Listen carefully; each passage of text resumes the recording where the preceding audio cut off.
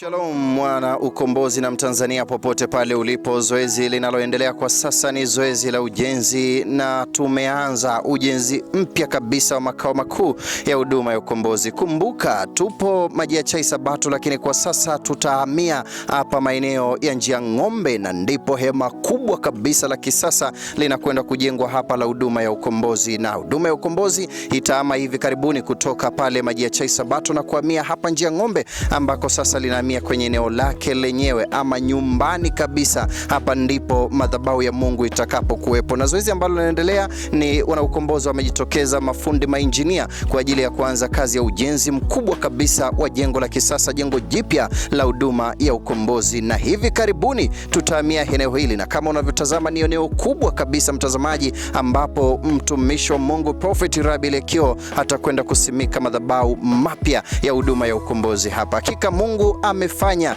na tamani afanye kwako pia. Twende tukazungumze na watu wa Mungu kwa siku ya kwanza kuwepo hapa site kwa ajili ya kumjengea Mungu kanisa na kumjengea Mungu hema kwa ajili ya watu wa Mungu kuabudia hapa. Kumbuka tu huduma ya ukombozi kwa sasa, muda sio mrefu tutahamia hapa, japo bado tupo Maji ya Chai Sabato. Bwana Yesu asifiwe kaka. Amina amina. Unaitwa nani, kutoka wapi? Mimi naitwa Stefano. Ndio. Elipokea Kiungai. Ndio. Kutoka Singisi. Kutoka Singisi. Hebu tuambie katika usimamizi wa leo na tukio ambalo linaendelea leo baada ya kufika katika eneo jipya kabisa la huduma ya ukombozi, nini kinaendelea kwa sasa kwa mtazamaji? Kwa kweli ni kama vile unavyoona. Ndio. Tumefika hapa, tumeandaa uwanja na ndio tunaandaa msingi. Ndio. Kwa ajili ya kuanza sasa jengo moja kwa moja kwa ajili ya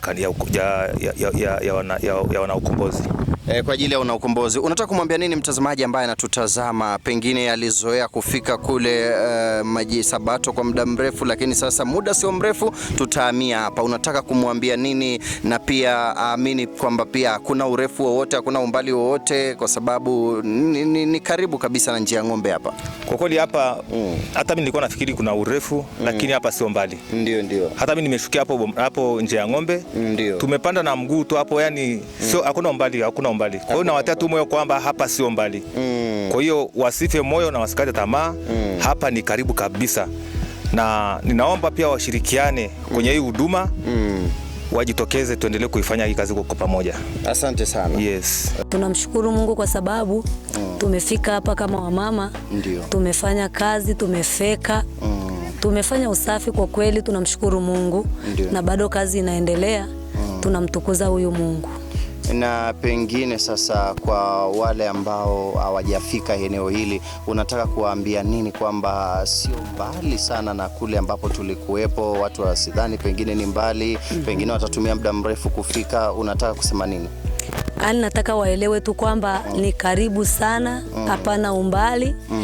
Na pia wakiwa na nia ya kufunguliwa hawataona ni mbali, ila wakiwa wana nia wataona ni mbali, kwa sababu hata pale tulipokuwa Sabato kuna mtu alikuwa jirani, lakini alikuwa anaona ni mbali. Ndio. Lakini hapa inaelekea ndio Mungu ameliketisha jina lake na amefanya hapa, amepeweka wakfu kwamba hapa ndio patakuwa eneo lake la kudumu la kuwafungulia watu wenye shida.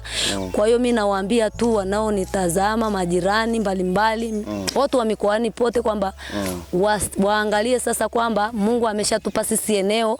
Tumetoka kwenye kupangisha, tumekuja kwenye kumiliki.